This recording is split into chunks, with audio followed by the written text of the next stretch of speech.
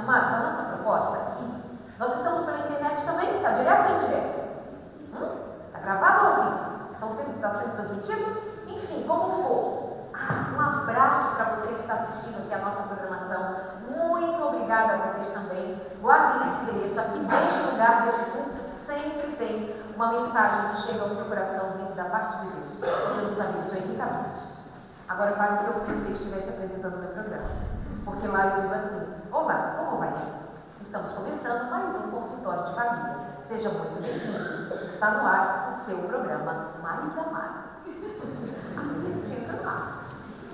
Para quem não sabe também, eu tenho 2 programas, o consultório de família e o Sem Tabus. E quando a Sandra fez contato comigo a respeito do que nós iríamos conversar aqui na igreja, a proposta era falar sobre família. E hoje, à noite, pelo nosso calendário, estava separado para nós falarmos da educação de filhos. Como ontem pela manhã, deveria na sexta-noite para os casais, mas quando eu cheguei e conheci o grupo, eu entendi que é um grupo muito homogêneo e que se eu falo um pouco de cada coisa, aproveitando esse pequeno tempo, talvez seja mais produtivo como tem sido até aqui.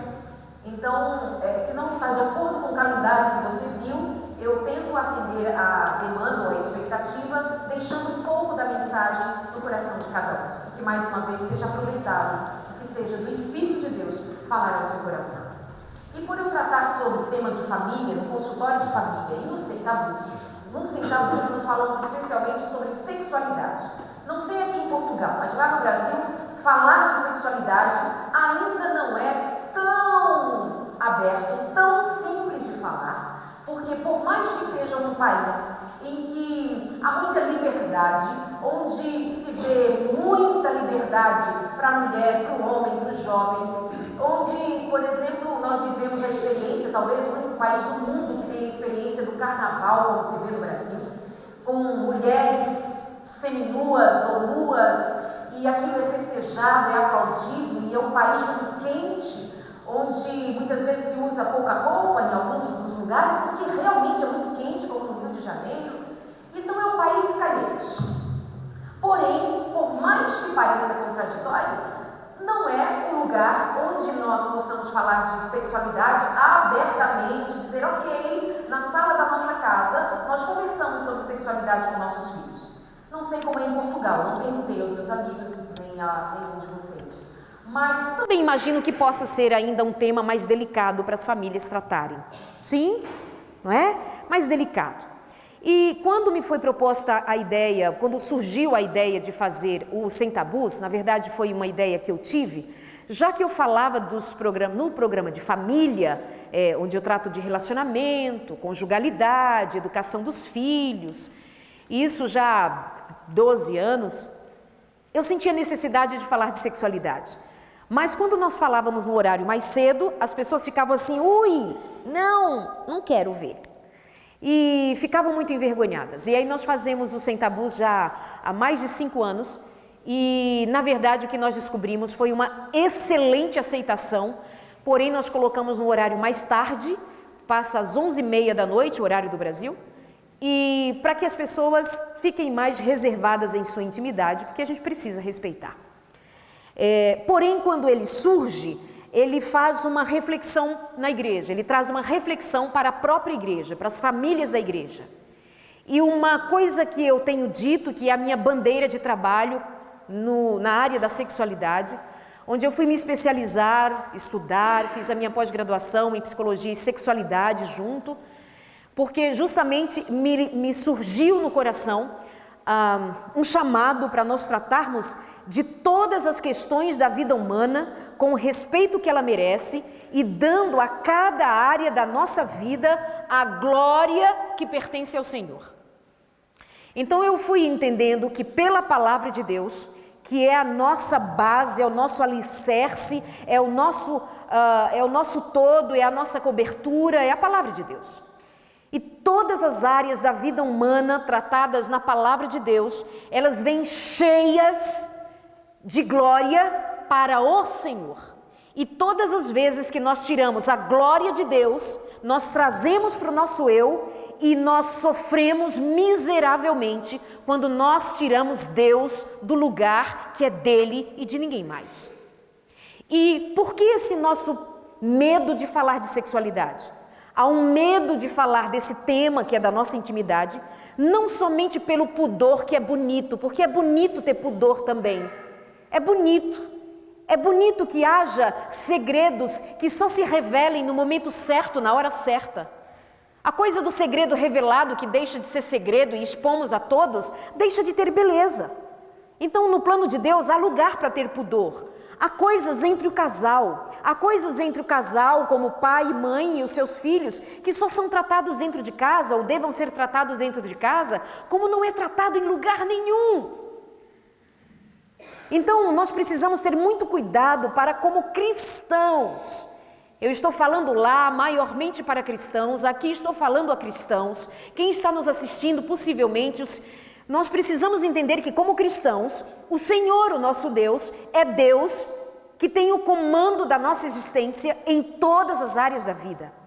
Então eu peço aos pais dessa igreja que tenham a sensibilidade, sobretudo espiritual, de tratar todos os temas da vida humana com seus filhos, com o devido respeito, com a necessidade que ela pede, para que nós não tenhamos nossos filhos ensinados por este mundo, que trata aquilo que é de Deus, como sexo é também de Deus, trata como coisa comum, como coisa baixa, como coisa de baixo nível.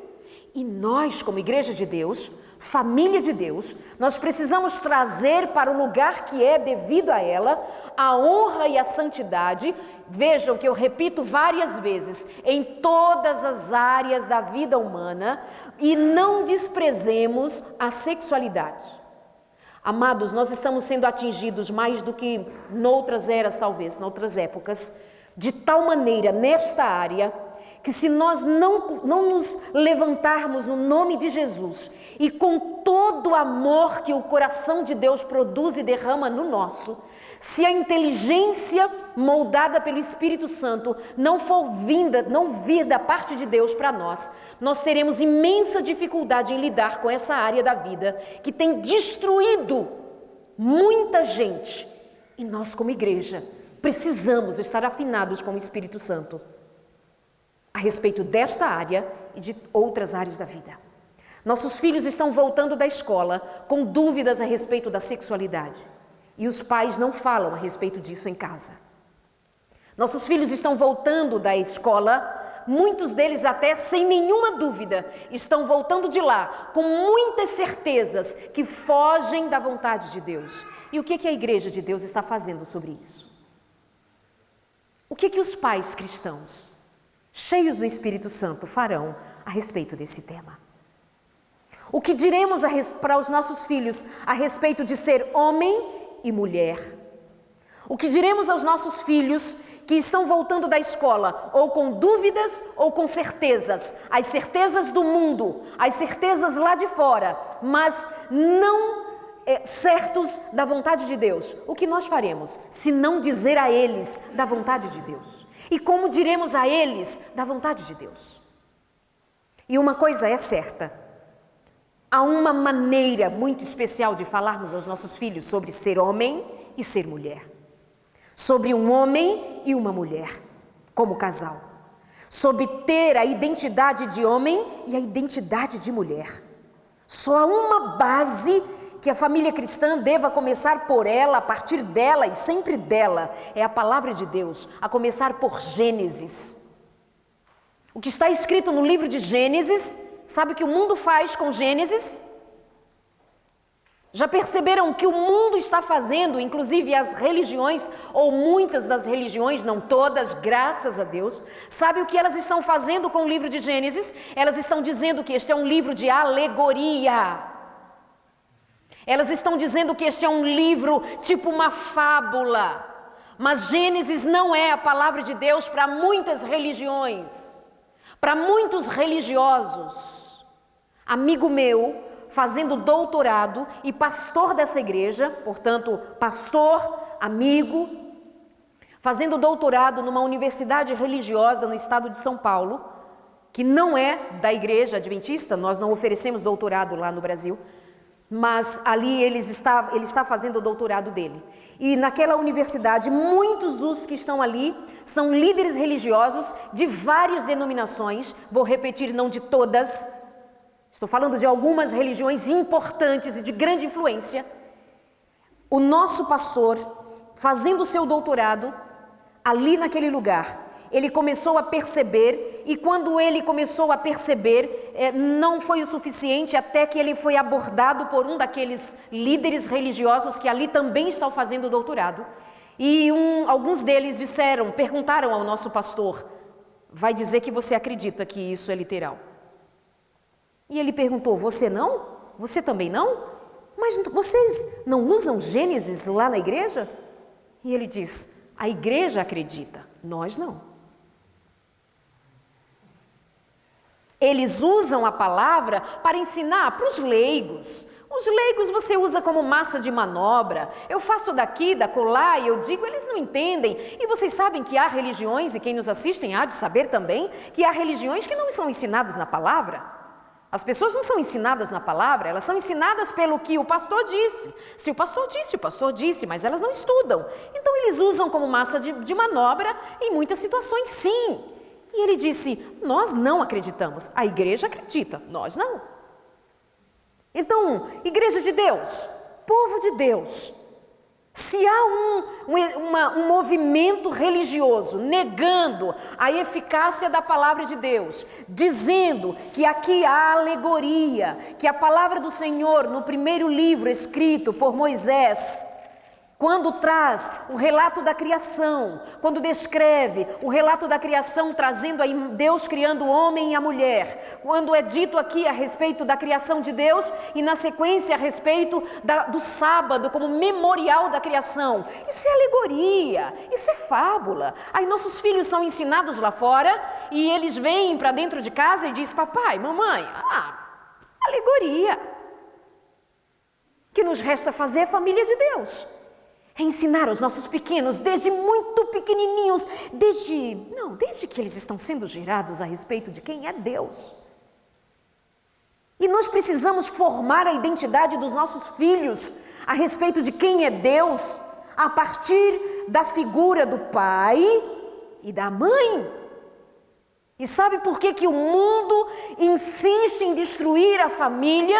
Porque é claro que este mundo jaz no maligno e o maligno usa este mundo que está em trevas, muitas vezes por ignorância, outras vezes por escolha própria. Ele usa este mundo também como massa de manobra e ele tem ensinado, se não dos lugares mais altos do conhecimento humano, sim, e dos púlpitos também, muitas vezes, a ideia do importa é ser feliz, princípios que se explodam, faça o que você quiser. Você quer ser homem? Seja. Não quer ser mulher? Não seja. Quer estar casado? Casa. Quer separar? Separa. Não ama? Não ama. Se deixou de gostar? Deixou. Problema. Sua vida. O movimento feminista diz para as mulheres que elas têm o direito de abortar. No Brasil ainda não é como aqui, onde já há uma liberdade nos 3 primeiros meses, não é isso? Pode fazer. Lá ainda não, isso é uma discussão. E é uma discussão em tantos países, mundo afora. E uma discussão muito forte e um desejo muito grande de que isso se torne lá realidade já. Pois bem, interessante, né? Quando o tema é aborto, desculpa eu dizer, mas é só quem já nasceu é que pode ser a favor de aborto. Porque quem foi abortado não pode escolher, né? Enfim, só um hashtag fica a dica. Mas, que interessante. A palavra de Deus é destituída do seu lugar. O mundo levanta uma filosofia de uma tal felicidade sem princípios. Nós, como igreja de Deus, às vezes nos sentimos impotentes e nós não trazemos à tona assuntos que são pertinentes para essa geração que está sendo bombardeada e nós nos calamos, inclusive com respeito à negação da palavra de Deus. E como eu dizia a vocês agora, o que o mundo tem feito nesse espírito de importa é ser feliz e destruindo a família? Eu não sei aqui, mas lá, o que eu vejo é uma destruição da imagem do homem. Recentemente nós assistíamos lá uma propaganda de uma lã de aço, aquele objeto que a gente usa para dar brilho na louça, nas panelas. E então, aquilo tinha uma propaganda em rede nacional com 3 mulheres famosas, bonitas, muito conhecidas. E então uma delas usava aquela lã de aço e fazia um diálogo ali, quando a outra dizia, mas todo homem é diva, que havia uma dica para os homens lavarem a louça também. E eu achei até ali está tudo certo. Né? Obrigada. Dia desses, semana passada, eu tive que gravar 15 programas, 4 programas por dia, uma série do Sem Tabus, e eu falei para o meu marido aquela semana, amor, essa semana está difícil, e no final de semana teremos visita. E só foi necessário isso, para que no dia seguinte, ai gente, era 7 da manhã e ele estava lavando a loucinha. Volto já, amor, para casa. E o que acontece é que naquela propaganda, num dado momento do diálogo, uma delas diz assim, mas todo homem é diva. Entendeu? Diva. E a outra diz, diva? E a outra repete, eram 3. A outra conclui, devagar.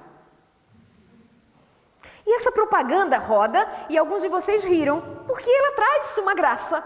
Agora você imagina parar e pensar nisso, uma propaganda que é repetida diversas vezes, não é somente ela, outras existem na mesma direção de desgastar a imagem do homem e dizer que todo homem é devagar, que o homem isto, que o homem aquilo, que o homem, e ainda tem mulheres que vão diminuir e desgastar a imagem deste homem para o seu filho. Uma criança está assistindo aquela propaganda, ela liga em todos os telejornais, em todas as novelas, em todos os filmes, existe uma figura de um homem desgastada, o pai dos Simpsons. Quem já assistiu esse desenho, quem acompanha esse negócio que é bem antigo? Os mais novinhos, os mais velhos eu não sei, porque os do tempo da caverna não sabem. Brincadeira. É um desenho americano que bomba no mundo inteiro. Olhem para a figura do marido daquela família, do pai daquela família. É um tolo. Pode falar isso na igreja? Já era. Ele é um tolo. Olha aquela porquinha cor-de-rosa que eu lembrava a vocês ontem. Ela fala que papai é bobinho. Papai é bobinho. Ai, papai é bobinho, bobinho. Aí vem uma propaganda lá no Brasil, e aqui deve ter... Prestem atenção se existe uma política para desgastar a imagem do homem e exaltar a imagem do homem que não é homem, da homossexualidade, sem nenhum desprezo ao homossexual, mas eu estou querendo resgatar a imagem do homem. E vocês já podem me agradecer por isso, homens.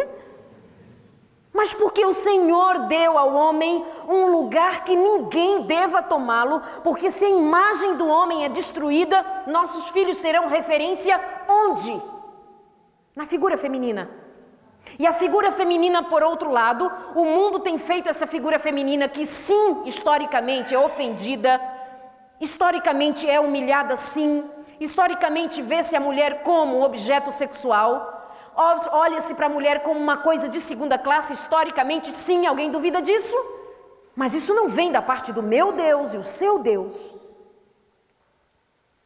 O mundo pega a figura dessa mulher e aproveita-se que historicamente ela tem sido humilhada ao longo dela, e então traz essa mulher para o poder e diz mulheres poderosas. E ela empodera a mulher. A mulher vai então usar a seguinte filosofia: meu corpo, minha vida, faço o que eu quiser. É assim que o mundo tem ensinado. Eu desgasto a imagem do homem, faço prevalecer a imagem da mulher, levanto a homossexualidade como uma saída perfeita para ser feliz. A igreja não sabe o que fazer, a igreja cala-se, nossos filhos vão para a escola, eles não são ensinados desde antes de nascer a respeito da identidade dele ou dela. E nós ficamos de mãos atadas, vivendo dentro da igreja, divisões, sofrimento, angústias tais que poderiam ser muito bem eliminadas, não, evitadas e trabalhadas, se a igreja de Deus apoderasse realmente da palavra e inculcasse na mente dos seus filhos a verdade, somente a verdade. e que os pais tivessem a verdade inculcada em sua mente e não deixasse que o inimigo plantasse nenhuma semente maldita. Mas nós adultos também estamos cheios de pensamentos malignos. Quantos casais, e esse é o tema do meu próximo livro. Eu conversava hoje com os meus amigos e uma coisa tem me trazido muita angústia, muita preocupação, é que de tanto ouvir casais, eu ouço casais dizendo, ou homem ou a mulher, ou os dois, dizendo: Darlide, eu não amo mais. Darlide, eu não amo a minha mulher. Não amo meu marido, eu não amo. Darlide, eu não tenho amor. É eu estar no encontro de mulheres, como eu estive no finalzinho do ano passado, e uma mulher receber, não uma ligação, mas uma mensagem de texto, o marido dela, eles com quase 20 anos de casados, 2 filhos adolescentes, e o marido mandou uma mensagem para ela dizendo: estou indo embora, quando você voltar eu não estarei em casa. Cansei da igreja, cansei de você, cansei da família. Cansou! E foi fazer, sabe o quê? Curtir a vida. Garotão de 40 anos, meninão. É curtir a vida, esquecendo-se da palavra de Deus. Então nossos filhos são vítimas lá fora, nós vítimas também, com a mente cheia da filosofia mundana, e desprezamos a palavra de Deus, que ensina em sua palavra, como uma instituição santa, família. Você sabe que na segunda carta de Paulo, vamos abrir aos Coríntios.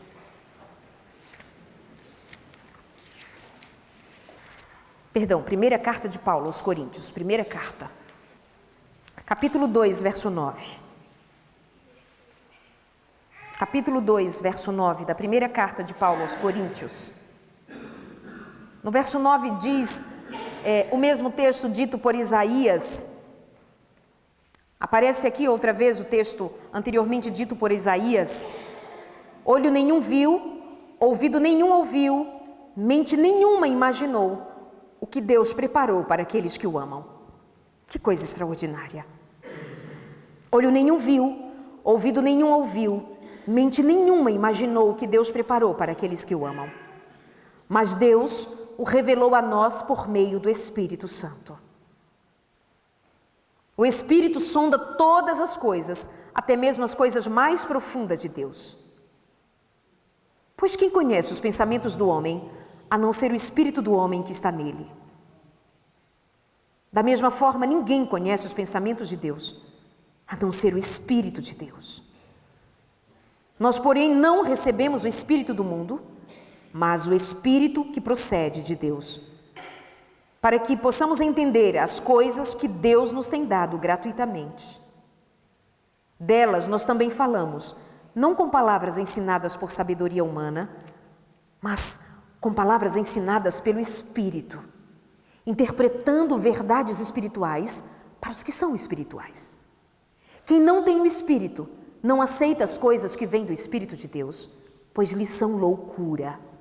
E não é capaz de entendê-las porque elas são discernidas espiritualmente. Mas quem é espiritual discerne todas as coisas e ele mesmo por ninguém é discernido. Ninguém entende a postura, o comportamento, pensamento, as atitudes de uma pessoa espiritual.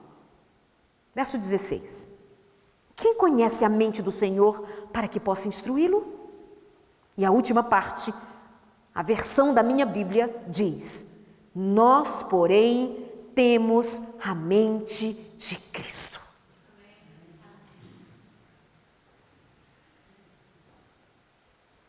Para nos livrarmos das filosofias e ideologias deste mundo caído, nós precisamos, acima de todas as coisas, desenvolver a mente de Cristo. Um amigo conversava com outro, aliás, éramos alguns amigos conversando, depois que eu havia gravado um programa com um daqueles que estava ali na roda de conversa. Nós havíamos gravado um programa e então fomos tomar um lanche no refeitório da nossa televisão. E então, aquele amigo com quem eu havia gravado era um médico, é um médico. E um médico que trabalha com com tanta espiritualidade, com tanta entrega à palavra de Deus. Ele tem uma compreensão tão linda a respeito do que é a ciência, do que é o corpo, do que é a mente. Foi lindo, Dr. Geia. E ali nós estávamos conversando e um amigo nosso, também participando da conversa, disse assim: doutor, e a respeito da atividade física? E ele disse: por que você faz atividade física? E ele disse: já tenho barriguinha sarada, corpinho sarado. E ele disse: sarado, é? E eu fiquei pensando, ele é um coreano, e eu pensei, não é dos mais delicados. Porque ele é franco, né? Não é que ele é grosseiro, mas ele é franco. E aí ele disse assim: mas me fale mais. Não, doutor, é isso mesmo. Eu tenho o corpo sarado, e repetiu a história do sarado. Vocês entendem aqui o sarado? Barriguinha definida, corpinho tal, musculoso, bonito, assim, esse negócio? Pois é. Aí o médico olhou para ele e calmamente disse: você precisa ter a mente de Cristo. Eu disse: então, acho que é melhor nós irmos. E é uma excelente resposta. Nós precisamos ter a mente de Cristo, corpinho sarado. É o templo do Espírito, né? Então, mas não vamos entrar nesse detalhe. Mas o que essa palavra me diz é a respeito de ter a mente de Cristo para eu, como Cristo, lidar com todos os temas da minha vida, inclusive sexualidade, saúde, educação dos filhos, meu relacionamento com meu marido, relacionamento do meu marido comigo, relacionamento meu com a igreja, a minha igreja tendo a mente de Cristo, me amando, me recebendo, me aceitando, eu com os meus defeitos, com as minhas limitações, com os meus problemas, com a minha pobreza de espírito, lânguida como nós chegamos na igreja. Todos nós aqui como num grande hospital sendo recebido pelo médico dos médicos para ser curado, mas com tempo, com calma, com paciência, mas tendo que aprender com Cristo a como ter a mente de Cristo, porque se eu não tenho a mente de Cristo, eu tenho a mente do corpinho sarado do mundo. A igreja de Deus precisa ser mais espiritual do que tem sido. E eu não temo dizer, e vocês certamente sabem, que a nossa igreja aqui na Europa tem definhado espiritualmente. Vocês sabem que há muita gente sedenta, mas há também muito preconceito contra o Evangelho. E nós mesmos como igreja talvez estejamos no mesmo ritmo do mundo, negando a eficácia da palavra de Deus, porque uma coisa é você negar a Bíblia e a existência de Deus. Esse é o chamado ateu, é o ateu prático, o ateu intelectual. Ele intelectualmente ele diz não existe. Mas às vezes nós nos comportamos como ateus práticos. Sabe como é ateu prático? Tudo bem a palavra, eu admito a Bíblia, eu admito igreja, eu admito pregação, eu admito que uma mulherzinha venha da acolá falar uns negócios aqui, eu admito. Agora, quando eu saio daqui, segunda, terça, quarta, quinta, sexta, eu vivo como se Deus não existisse. Esse é o ateu prático. Ele admite Deus, mas ele não vive Deus. Quando se fecham as portas do seu quarto e lá dentro ele e ela, o casal lá dentro do quarto, muitas vezes vive como se não existisse Deus. Na intimidade de muitos casais ditos cristãos, é como se dentro daquele quarto não existisse Deus. E não é que do outro extremo também existe aqueles que por conta de crer tanto em Deus, eles negam a própria intimidade. Entende o extremo?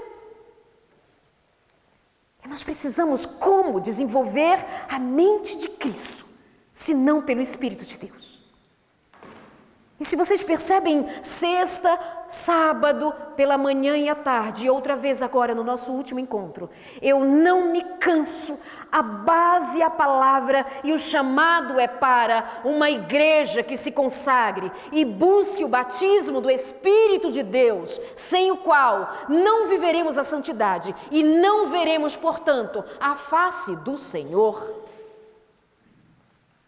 Nós precisamos buscar o batismo do Espírito Santo, para que nós tenhamos discernimento a respeito das mentiras, das imoralidades. Amados, há casamentos sendo destruídos, famílias sendo destruídas, jovens, muito jovens, adultos e velhinhos todos sendo destruídos por sites de pornografia, por lixo que antes era comprado, encontrado nas bancas de jornais e hoje está na nossa mão, no smartphone, no laptop, ali no tablet. Onde vai, ele acessa, e Satanás só precisou levá-lo uma vez àquele endereço e a sua mente absorveu aquela maldição e aquilo tem destruído.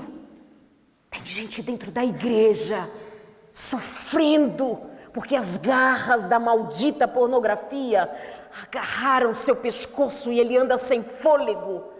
Não tem fôlego para a esposa, não tem fôlego para filhos, não tem fôlego para a igreja, ele não tem fôlego. E ele não pede tratamento, ele não busca ajuda, porque ele tem vergonha e Satanás o acusa e ele vive debaixo dos pés de Satanás, humilhado, envergonhado e dominado por um desejo da carne que o levou para o fundo do poço. Claro que existem aqueles que estão dizendo assim, não, está tudo sob controle.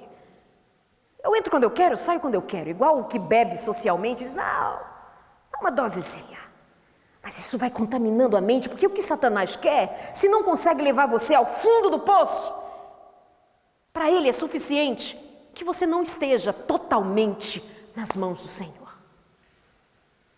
Se Satanás não conseguir destruir-me completamente, mas se ao menos me deixar abalada o suficiente para eu não ter uma vida totalmente entregue a Jesus, para ele é suficiente. Porque Satanás aceita você pela metade. Mas o Deus eterno, o Jesus, que se entregou 100% na cruz, ele não tem filhos pela metade.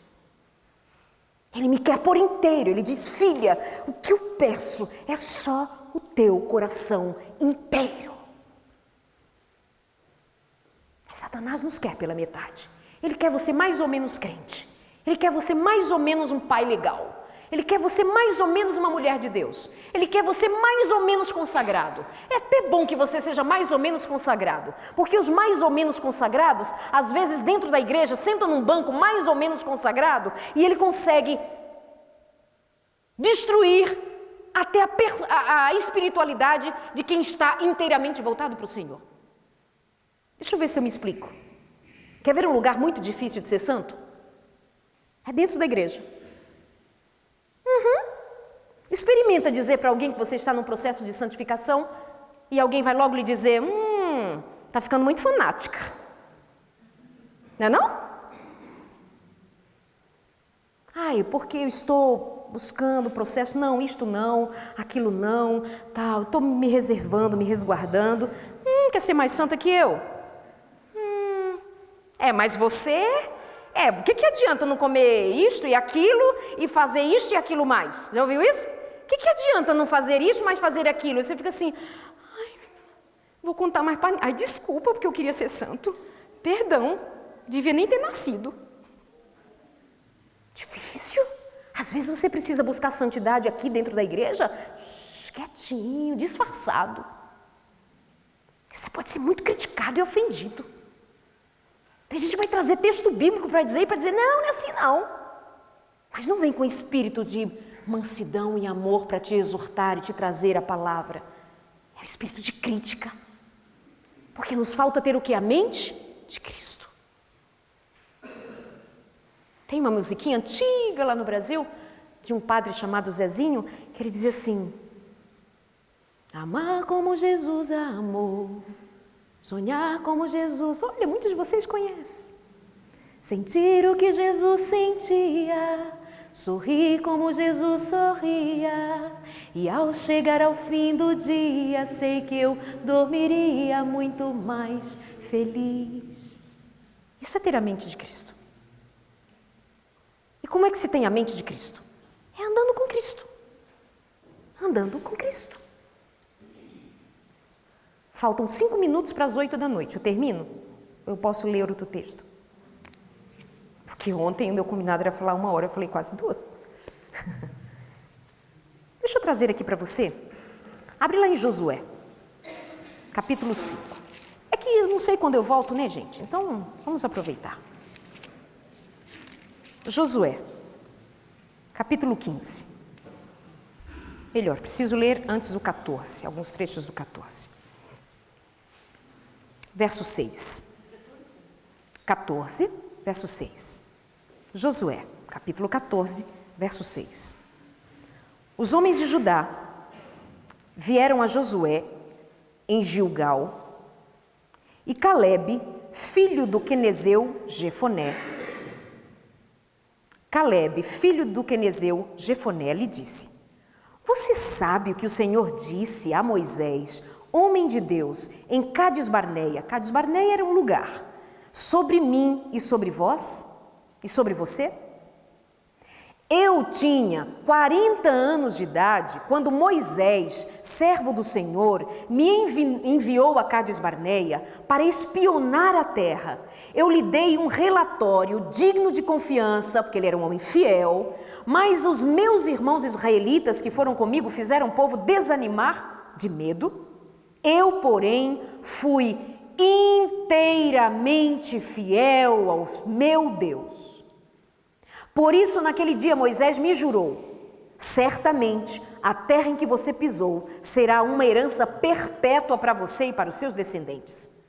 Porquanto você foi inteiramente fiel ao Senhor, não foi uma metade inteiramente fiel, não foi um pedacinho fiel, foi inteiramente fiel. Veja que o texto repete, e quando a linguagem hebraica, quando o texto hebraico repete uma frase, é porque alguma coisa ele quer nos apontar como se tivesse uma seta iluminada, chamando a nossa atenção para isso, como está agora. Isso acontece nos Salmos, acontece em toda a palavra. O Senhor, quando repete alguma coisa, preste atenção, porque Ele está repetindo tantas vezes. Ele diz sobre esse homem que ele foi, e ele mesmo reconhecia: fui inteiramente fiel. E Moisés reconheceu que ele foi inteiramente fiel. Pois bem, o Senhor manteve-me vivo, como prometeu, e foi há 45 anos que ele me disse isso. Quando Israel caminhava pelo deserto. Por isso, aqui estou hoje, com qual idade? 85 anos de idade. E ainda estou tão forte como no dia em que Moisés me enviou. Eu tenho agora tanto vigor para ir à guerra como tinha naquela época. Eita, velhinho bom, né? Bênção de Deus. Porque quem tem o Espírito de Deus não vai definhando na vida, vai ficando maduro, vai ficando sábio. Porque tem gente que fica velho, mas não fica sábio. E aí ele diz que estava tão forte. Verso 12. Dê-me, pois, a região montanhosa que naquela ocasião o Senhor me prometeu. Na época, você ficou sabendo que os Enaquins lá viviam com suas cidades grandes e fortificadas. Quem eram os Enaquins? Gigantes. Então ele diz, na época, você ficou sabendo que os gigantes lá viviam, com suas cidades grandes e fortificadas. Mas se o Senhor estiver comigo, eu os expulsarei de lá, como Ele prometeu. Olha o que o texto bíblico diz. Ele diz, mas se o Senhor estiver comigo, eu os expulsarei, como Ele prometeu. Eu vejo aqui um homem que espera quantos anos para o cumprimento da promessa? Quantos anos, povo de Deus? Quando Deus fez a promessa, ele tinha 40. Agora ele tem 85. É isso que nós lemos? Então agora, passados mais de 4 décadas, esse homem ainda não recebeu o cumprimento da promessa. Mas esse homem crê tal qual cria quando ele tinha 40 anos. Esse homem crê tal qual cria quando ele era jovem e tinha força. Ele esperou 45 anos, a promessa não se cumpria e ele sabia que o pedaço de chão que o Senhor havia prometido para ele seria dele um dia, e ele sabia que aquele chão ainda era um pedaço de chão onde haviam gigantes para serem expulsos. O Senhor nunca te fez promessa dizendo que a vida vai ser facinho. Criar filho é difícil, e eu digo para as meninas solteiras: não inventa de ter filho se você tem preguiça. Anota. Porque ter filho, antes, aliás, eu devo dizer a você, se tem preguiça, não casa. Isso não é de Deus não, casar com preguiça. Dá trabalho estar casada. Dá trabalho, pinga o suor. Se quiser ficar casada, para a glória de Deus.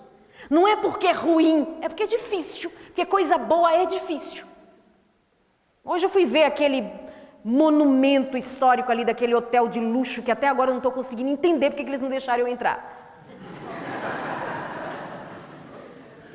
O pobre do Beto ainda foi lá, tentou, e disse: opa, fechou a porta. Aí nós olhamos, eu e a Virgínia ficamos olhando assim pelo vidrinho. Olha, amiga, quanto luxo. Mas olha para aquela coisa arquitetônica maravilhosa. Talvez isso ali seja, pelo que eu li, uma relíquia no mundo. Vocês não são pouca coisa não, gente. Aquilo dá trabalho. Além de ser difícil, dá trabalho, coragem. Aí eu quero casar. O que é? Ai, casar, porque o amor é lindo. O amor acaba na segunda-feira, se você não souber que casar dá trabalho. Você pensa que aguentar um marido 25 anos é só assim? Você acha que para o meu marido me aguentar 25 anos é só assim? Assoviando?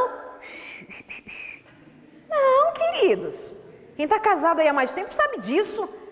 Que é ralação, é perdão, misericórdia, amor, misericórdia, perdão, misericórdia, amor.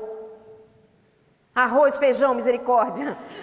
Arroz, feijão, bacalhau, misericórdia, amor, feijão. É tudo junto, tudo misturado. Aí, casar, isso mesmo. Aí vem filho. Ai, filho, tão lindo. Bebê é lindo no colo dos outros ou postado no Instagram. No Facebook é lindo, mas neném chora 3, 4, 5 vezes à noite. Tem os meus amigos agora com neném novinho. Diz: Darleide, pelo amor de Deus, ora por mim. O que houve? Não dorme. A criatura não dorme. Mas quando eu vou na rede social, eles postam no Facebook deles, é só fotinho. Ai, neném, sorrindo. Um instante que a criança não chora, ela fotografa e põe lá. E tá certo, que também não precisa ficar publicando, desgosto. Olheira, canseira, não dormir, não precisa ficar publicando, cada um com seus problemas. Mas dá trabalho. É suado, mas é bom. Vocês não acham que eu estou bem cuidada de 25 anos de casada? Eu sou feliz, muito feliz, graças a Deus. Mas mesmo que o Senhor tenha prometido casamento bom, obrigado pelo amém, mesmo que o Senhor tenha me prometido uma família, um casamento, filhos, saúde, felicidade, as alegrias que o Senhor me prometeu, nem sempre vem. Caleb teve que esperar. E Caleb teve que trabalhar enquanto esperava. Tem meninas assim: ai, ela queria casar, falei: espera. Mas o que eu faço enquanto espera? Trabalha, fica bonito, arejada, simpática, querida. Tem umas meninas que querem casar, que misericórdia, uma tristeza. Só de olhar para a cara dela eu fico assim: pai, se eu não quero nem ficar perto, imagina quem vai querer beijar essa pessoa. Não é? Você vai trabalhar, você vai servir ao Senhor, vai abençoar, vai servir os carentes, os pobres, as crianças, vai servir a vida. Um dia você olha para o lado e lá vem gente, mas um Isaac aqui, Isaac vai chegando. Aí você faz igual Rebeca, cobre a sua carinha com véu, faz cara de fofa. Isaac. Mas estava trabalhando. Então, mesmo quando o Senhor promete uma bênção, número 1, você vai precisar esperar com paciência. E ainda quando Ele te entregar a bênção, Quando Caleb recebeu a bênção, sabe o que tinha lá no terreno que o Senhor deu para ele? Gigante para ele expulsar. Custava nada o Senhor ter mandado aquele gigante embora, ele já ter entregue para o pobre do Caleb um chão limpinho, plantou umas florzinhas, uns negócios bonitinhos como tem aqui em Portugal. Pega, Caleb, você foi tão legal, você esperou 45 anos, eu vou te dar um pedacinho de chão limpinho, aí vai, desfruta. Caleb esperou, trabalhou, confiou, mas não perdeu a força, tinha coragem e disse: tem gigante no meu pedaço e eu vou lá expulsar no nome do Senhor. O que você tem que fazer? Seu filho está sendo mal orientado na escola, isso é um gigante lá fora, não seu filho, o mundo lá fora é gigante, os ensinos lá fora é gigantes, a mulherada imoral gigante, a umarada sem noção também gigante, o mundo lá fora com suas bandeiras e suas ideologias sem noção gigante. Você vai em nome de Jesus enfrentá-los com a palavra de Deus, com o Espírito de Deus, tendo a mente do Senhor Jesus, sabendo discernir entre o erro e a verdade, tendo coragem, que aí é outra coisa que eu vou dizer a você em nome de Jesus. Crente que é crente tem que ter coragem. Se não é corajoso, o Senhor manda voltar. Lembra do episódio? Só leva para a guerra os corajosos. Covarde abanha, essa aguinha, deixa eu tomar uma aguinha. O Senhor diz: ó, esse povão todo aí manda voltar. Só vão os 300 de Gideões. São eles? Os corajosos? Corajosos. Crente amufinado? Ai, eu não sei. Ai, irmã, não vou hoje para a igreja porque eu não estou sentindo. Ai, meu coração não está sentindo. Ai, irmão, que isso? Fala grosso, irmão. Fala direito, irmã. Que ficar amofinado porque o irmão não cumprimentou, não olhou para a cara, porque o marido está chateado, porque virou, não dormiu e não disse boa noite. Diz tu. Ai, mas o irmão abraçou ela, não abraçou eu. Eu vi aquele povo lá tudo agarrando a Darleide. E ninguém dá um abraço. Abraça tu. Tu nem me abraçou também? Que eu vi que tu passou lá do outro lado, nem me deu bola. Você entende? Tem gigante para enfrentar, meu irmão. Mas tem minha irmã e todo mundo e as crianças. Atitude. 8 e 9 ainda. Marcos capítulo 5. É o último, eu prometo. É que eu estou resumindo semana de oração. Marcos 4, eu prometo, viu? Já estou terminando, Beto.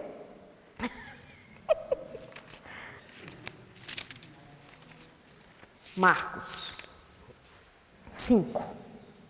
É só para ficar bem clarinho assim na mente de vocês, como vocês são altamente inteligentes, mas é só para vocês terem mais argumentos ainda, de que isso que a palavra nos dá é ferramenta para viver, gente, e chegar até o fim, em nome de Jesus.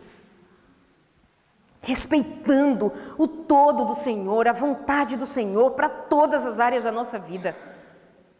Mas nós só temos o Senhor a nosso favor. E aí no verso 24, está pegando assim meio finalzinho de uma história e começando outra, diz que na segunda parte do verso 24, do capítulo 5 do Evangelho segundo Marcos, diz que uma grande multidão o seguia e o apertava.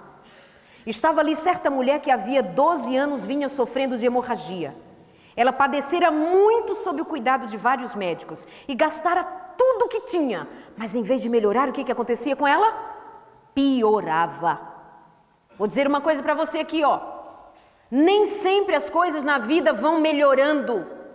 Mesmo que você tente, mesmo que você esteja matando um gigante por dia, às vezes você vai ter a impressão de que todos os outros gigantes surgiram de uma vez só e você vai ter que lutar no dia seguinte, e às vezes vai dar uma canseira, mas o Senhor, por meio do seu Espírito, vai lembrar a mim e a você: não desista. Mas dali, de vez de melhorar, está piorando. Depois que eu vim para a igreja, depois que eu passei a buscar o Senhor e pedir o batismo do Espírito Santo, as coisas, em vez de melhorar, pioram. Eu vou dizer a você: não esqueça, em nome de Jesus, Quando as coisas estiverem, em vez de melhorando, piorando, lembre-se dessa mulherzinha. Nós vimos um Caleb forte, destruindo o gigante, confiado na promessa do Senhor, e agora eu vejo uma mulherzinha, fraquinha, débilzinha, coitadinha, sei lá que inha o mundo dizia a respeito dela. Em vez de melhorar, ela piorava. Porém, aquela mulher, ela tinha gastado tudo que tinha. Ontem, quando eu cheguei em casa, uma moça algumas pessoas haviam me escrito, e eu vendo lá, e eu sempre me envolvo em responder algumas questões. E uma moça diz assim: Darleide, eu gostaria que você me desse o contato de uma terapeuta X que esteve no seu programa, porque eu quero enviar para ela um relatório da minha vida, que eu gostaria que ela fizesse uma avaliação da minha vida. Aí eu disse: amiga, não é assim que se faz, e etc. Eu expliquei. Aí ela, na sequência, me respondeu: tudo bem, eu só queria uma ajuda, mas já que ninguém quer... A gente fez uma ladainha, se sentindo toda... mimimi. Eu disse: olha, lembre de uma mulher, 12 anos, fluxo hemorrágico, sangrando. Pois é, ela gastou tudo que tinha. Você não teve paciência para gastar nem o vocabulário comigo. Você já rasgou o verbo. Então eu te convido para estudar a vida dessa mulher. Uma mulher que ficou pobre, sem nada, gastando tudo que tinha, mas nunca desistiu de procurar e encontrar, melhor dizendo, aquilo que ela tanto almejava, a cura dela. Então tem gente que desiste, Darleide, desiste do casamento. Estou desistindo, irmã, estou desistindo porque você sabe, né?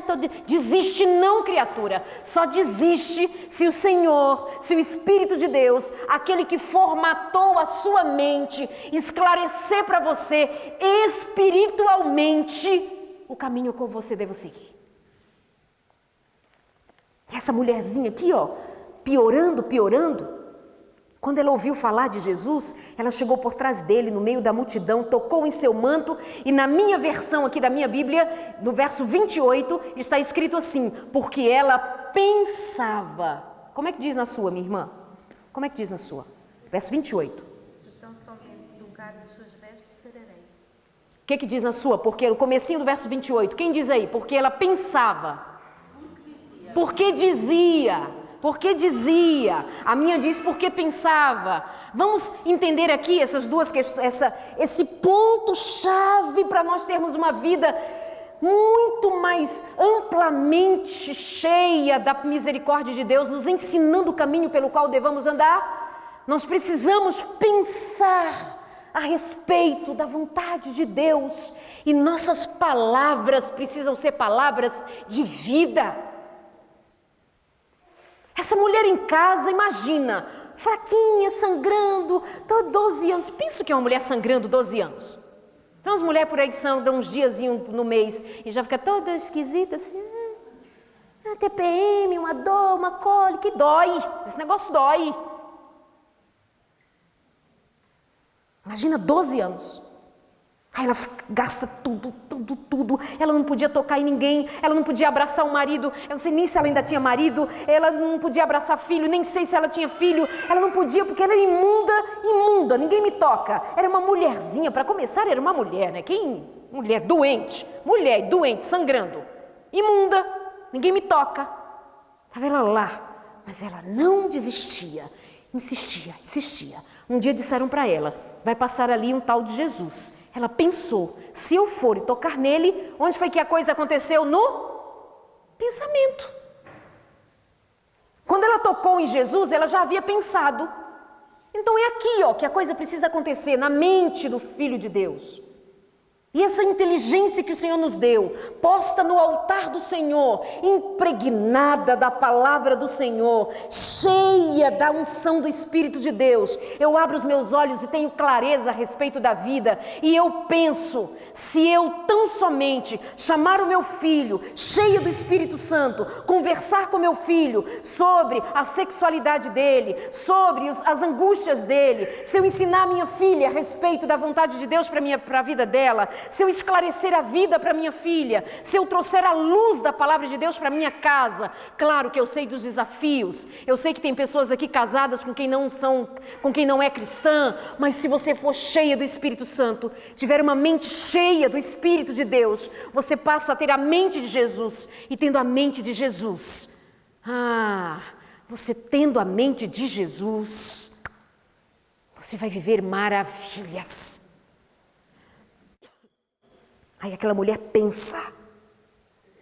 E outra versão diz que ela dizia com ela mesma, ela dizia no pensamento dela, ela dizia: se eu tão somente buscá-lo, se eu tão somente tocar nele, eu ficarei curada. Aí ela se aproxima de Jesus, e aí ela toca em Jesus. Como que aquela mulher tocou em Jesus, minha gente? Imagina uma mulher bem fraquinha, uma coitadinha de uma mulherzinha, no meio de uma multidão, os discípulos de Jesus dizendo: não toca, se afasta, vai, faz, se afasta. Ela conseguiu. Eu acho até que ela encontrou uma vizinha naquele dia e disse: vai para onde? E ela: eu vou ali tocar em Jesus. E vai ver que uma vizinha para ela mal amada pode ter dito assim: vai não, mulher, vai conseguir não. Lá não é para tu não. Tem um monte de gente, uns povos lá, tudo ao redor dele. Tu não vai conseguir não, porque sempre vai ter alguém que vai dizer para você: você não pode, você não vai fazer, você não consegue. Quem é você? Você não estudou, você não é médico, você não é doutor, você não é nada, você não é ninguém. Ou coisas afins. Aquela mulher foi, e a palavra diz que ela conseguiu. Ela tocou em Jesus e ela ficou curada imediatamente. Caleb, de um lado, esperou 45 anos para o cumprimento de uma promessa. Essa mulher tocou e ficou curada imediatamente. Eu só não sei o tempo, desde quando ela pensou, desde quando ela decidiu que iria. Mas a palavra diz que entre o momento em que ela pensou e agora que ela foi curada, quando ela toca nele, a palavra diz que ela ficou curada imediatamente. Você precisa crer em milagres imediatos. Eles existem. Eles existem. Creia. Começa aqui na sua mente pela unção do Espírito Santo. Aí Jesus diz: alguém me tocou. Você conhece a história. Alguém me tocou. Aí ele diz: quem me tocou? E Pedro, quem é o Pedro? Pedro, tinha que ser Pedro. Pedro assanhado, o Pedro danadinho, diz: Senhor, a multidão, como que o Senhor vai, quem tocou? É porque Jesus não era eu, porque se fosse eu tinha dito: Pedro, eu sei que não foi tu. Toda hora tu esbarra em mim, não sai nada, quanto mais virtude de mim. Mas Jesus é Jesus, graças a Deus ele é Jesus. Ele disse: não, Pedro, estou falando de alguém que esbarrou em mim, de mim saiu virtude. Gente, virtude não é um vento, não é uma coisa que sopra no ar. Virtude é algo concreto. Que não é concreto porque toca, mas é concreto porque ele existe. Como o vento, tá. Com um choque. Tocou na força, praticamente assim, na prática. Foi ensaiado. A mulher ficou curada imediatamente. E Jesus diz: mulher, a tua fé te curou. Foi Jesus que curou? Claro, a virtude era dele. Mas ele disse, ele deu honra àquela mulher.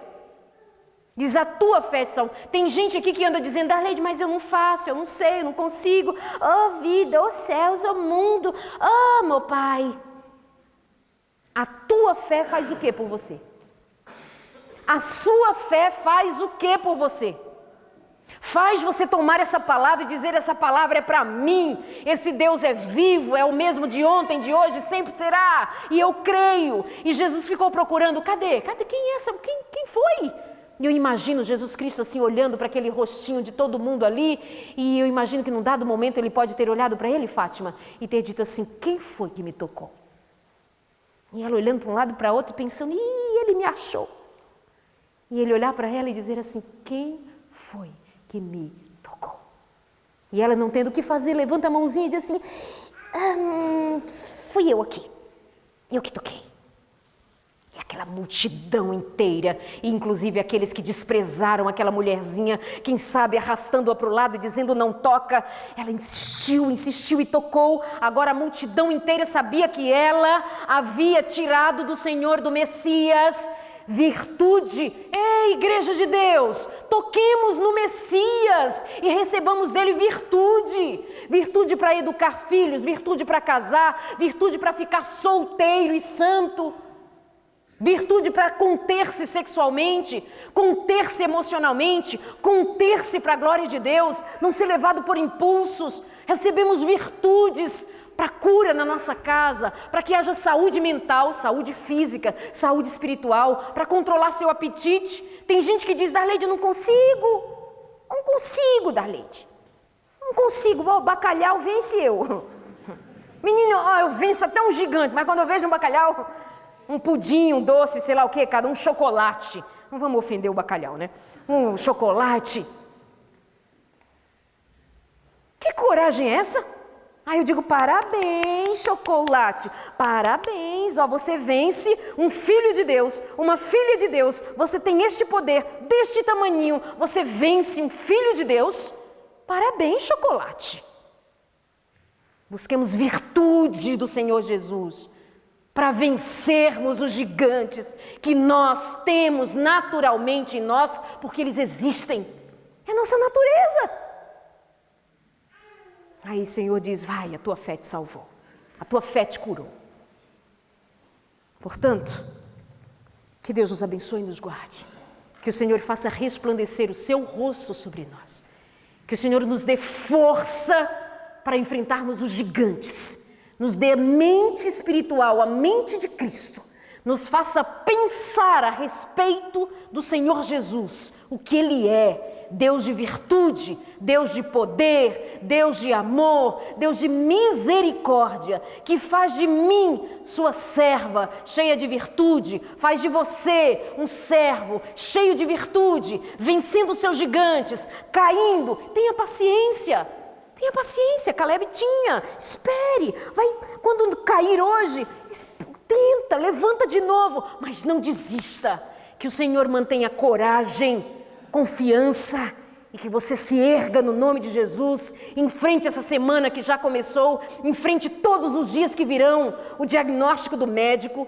um cancro, uma doença qualquer, um desespero que bata à porta, levante-se em nome de Jesus, tenha a palavra de Deus como espada, guerreie em nome do Senhor Jesus, expulse todos os gigantes da sua vida pelo poder da palavra do Senhor e sua promessa, e eu tenho certeza que nós estaremos de pé no dia em que Jesus Cristo aparecer nas nuvens do céu, uma nuvenzinha do tamanho desta mão, que irá crescendo, e esse mundo de trevas será todo iluminado, querubins por todos os cantos, miríades e miríades de anjos anunciarão, tocarão as trombetas, Jesus Cristo chegou, bendito seja o nome do Senhor.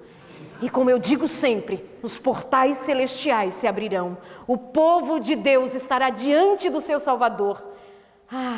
Ele mesmo colocará as coroas da vida na cabeça de cada um de nós. Ele mesmo nos coroará. Mas nós não resistiremos tão grande glória. Tomaremos nossas coroas e lançaremos aos seus pés, dizendo somente uma coisa: digno, digno. Digno é o Cordeiro que foi morto desde a fundação do mundo. Digno é o Senhor que me salvou.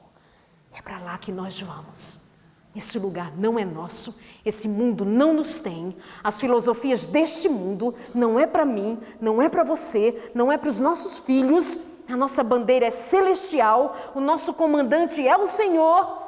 Saia da nossa frente as hostes de Satanás, porque adiante de nós vai o nosso Deus, vivo e poderoso, que não teme a ninguém e que já venceu. O seu nome é Emanuel, Deus conosco, o amado Jesus.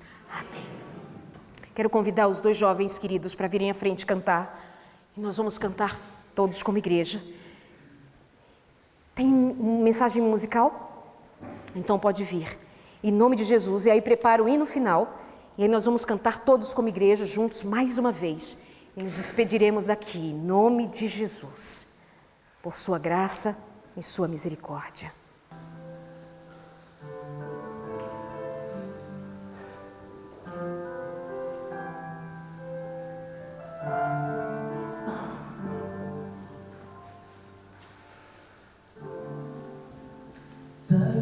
teus olhos sempre atentos permanecem em mim, e os teus ouvidos estão sensíveis para ouvir meu clamor. Posso até chorar, mas a alegria vem de manhã. És Deus de perto e não de longe, nunca mudaste, tu és fiel.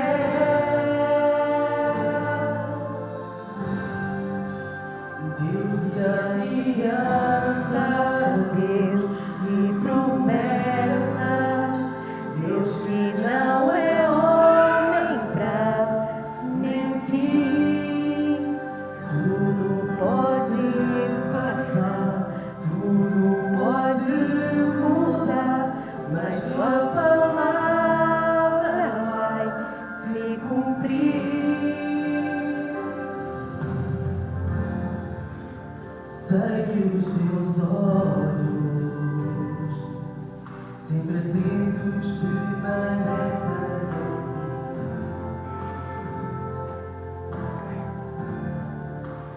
e os teus ouvidos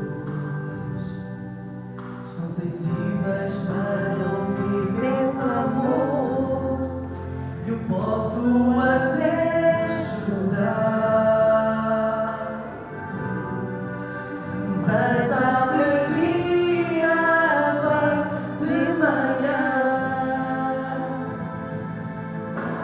És Deus de perto e não de longe, nunca mudaste, tu és fiel. Eu sei, Senhor, tu és Deus de aliança, Deus de promessas, Deus que não é homem pra mentir. Tudo pode passar, tudo pode mudar, mas tua palavra vai se cumprir. Deus de aliança, Deus de promessas, Deus que não é homem pra mentir. Tudo pode passar, tudo pode mudar, mas tua palavra vai se cumprir. Posso enfrentar o que for, eu sei que luta por mim. Seus planos não podem ser frustrados. Minha esperança está nas mãos do grande eu sou. Meus olhos vão ver o impossível acontecer.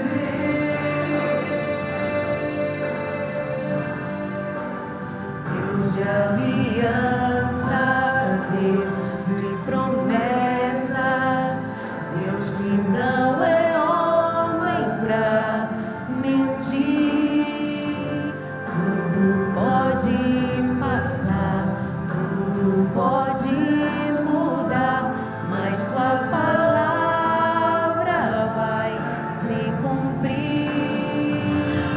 Deus de aliança, Deus de promessas, Deus que não é homem pra mentir.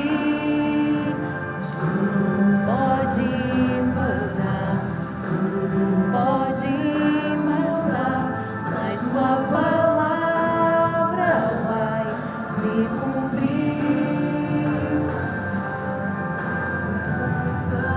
Deus de promessas, Deus que não é homem pra mentir.